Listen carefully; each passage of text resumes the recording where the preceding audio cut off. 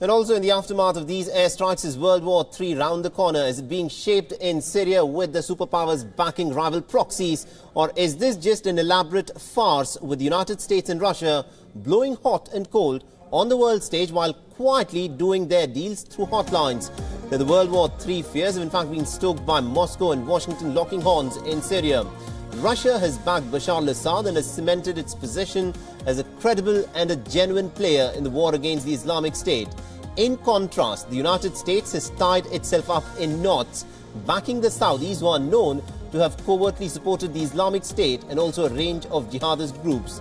Now, the decline in the US influence has been steep, and Donald Trump's foreign policy has been pretty erratic and uncertain, especially in terms of the allies that it has chosen in Middle East. Now, as domestic criticism of Trump mounts, the president is also trying to regain lost ground, which explains the early morning strike in Syria.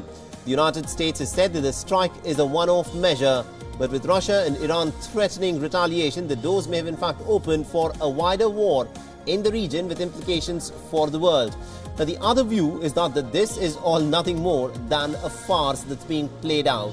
It seems that the Syrians were warned of the airstrikes and other details by the Russians, who were in turn told by the Americans as to what is likely to happen.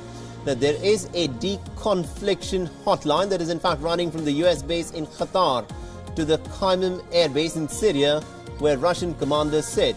So is this basically about Trump having to go through the motions of a strike without actually believing in it?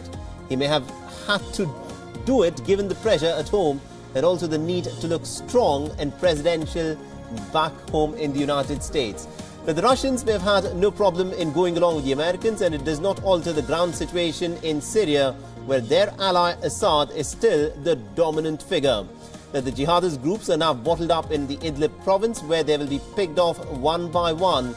So the argument that Russia loses nothing with the US airstrike, therefore it is all nothing more than a farce.